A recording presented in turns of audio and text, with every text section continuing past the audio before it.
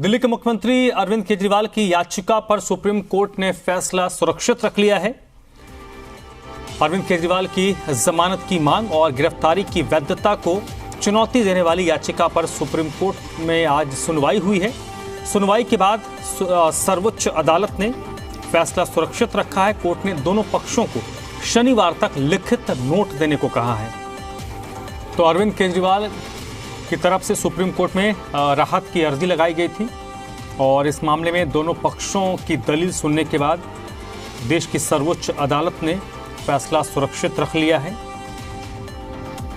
और दोनों पक्षों को शनिवार तक सुप्रीम कोर्ट ने लिखित नोट देने को कहा है।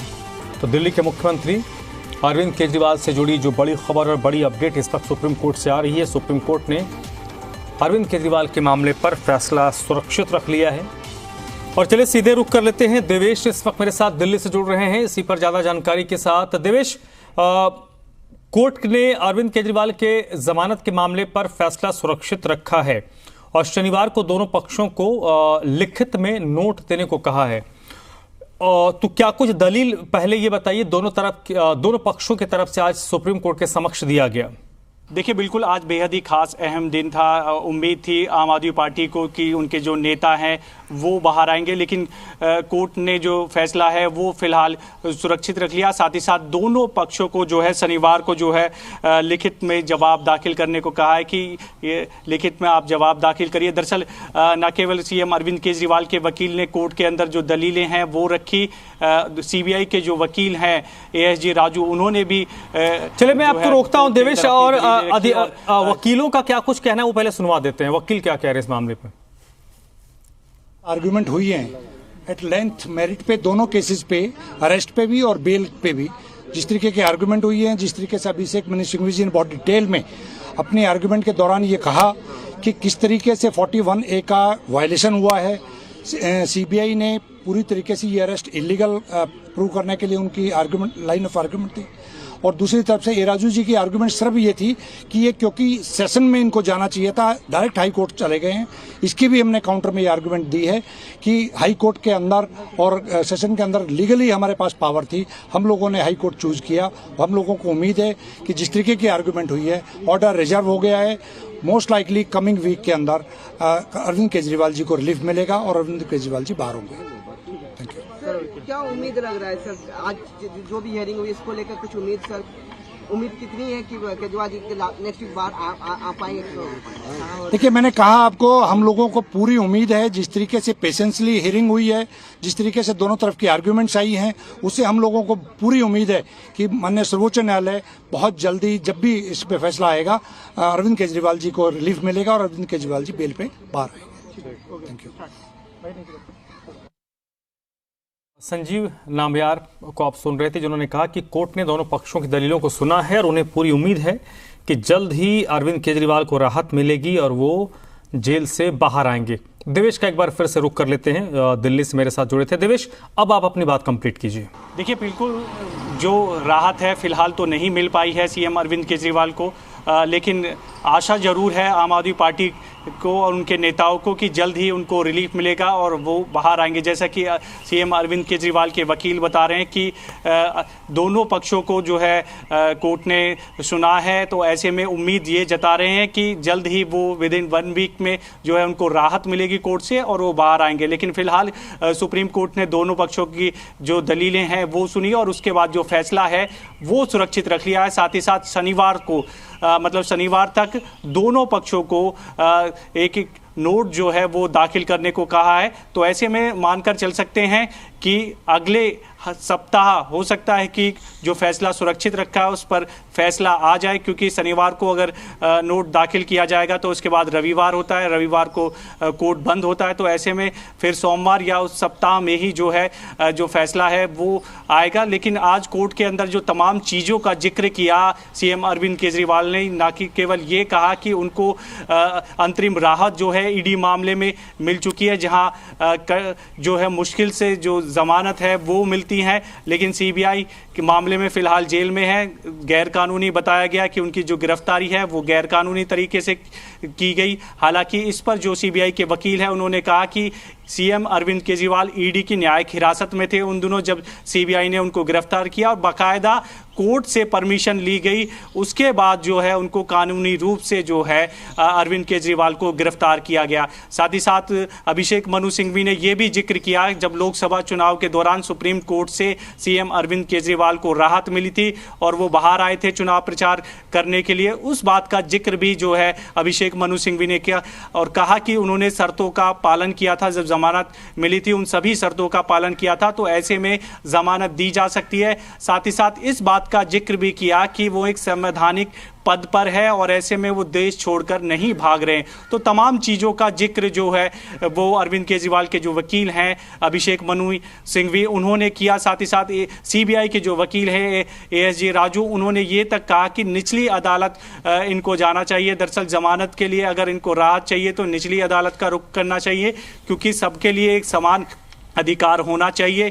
क्या आम आदमी भी सीधा कोर्ट सर्वोच्च कोर्ट आ सकता है? तो इस तरीके की जो जिक्र है, जो दलीलें हैं वो सीबीआई की तरफ से दी गई। साथ ही साथ ये भी कहा गया कि गोवा में जो पैसा है वो खर्च हुआ, करीब करीब 45 करोड़ रुपए खर्च किए गए। तमाम चीजों का जिक्र किया और उन्होंने ठीक है देवेश, आप मेरे साथ बने रहिएगा। ठीक है देवेश, अरविंद सिंघवी इस वक्त हमारे साथ जुड़ चुके हैं दिल्ली से और सुप्रीम कोर्ट में इस वक्त तो मौजूद हैं। अरविंद बताइए क्या कुछ दलील आज दोनों पक्षों की तरफ से दिया गया और जो कहा गया है कोर्ट की तरफ से कि शनिवार तक लिखित नोट दोनों पक्ष दें, इस नोट का क्या तात्पर्य है?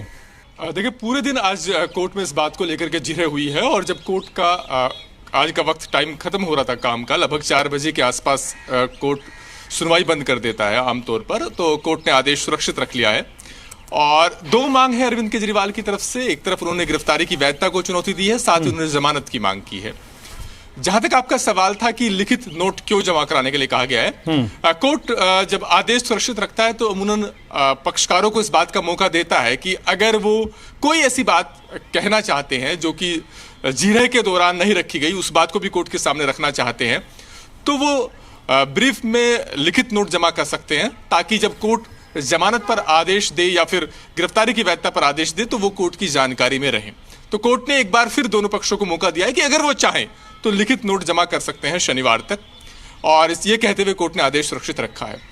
हालांकि लोगों की दिलचस्पी ये जानने में होगी कि कब तक फैसला आ जाएगा। कोर्ट ने कोई समय सीमा तो तय नहीं की है, साथ ही जितनी लंबी आज बहस हुई उससे बात लगभग तय हो रही थी कि आज ही आदेश आ जाएगा, इस बात की संभावना नहीं है। कोर्ट आदेश सुरक्षित ही रखेगा और वैसा ही कोर्ट ने किया भी। लेकिन इस बात की उम्मीद की जा सकती है कि अगले हफ्ते कोर्ट हो सकता है कि इस मामले में आदेश पास कर दे और कोर्ट ये तय कर दे कि क्या अरविंद केजरीवाल जेल से बाहर आ पाएंगे नहीं। ईडी के केस में अरविंद केजरीवाल के पास अंतरिम जमानत है, अगर वो अभी भी जेल में बने हुए हैं तो इसके पीछे वजह ये कि केस में उनके कोई राहत नहीं मिल पाई है और हाईकोर्ट के आदेश को उन्होंने सुप्रीम कोर्ट में चुनौती दी है।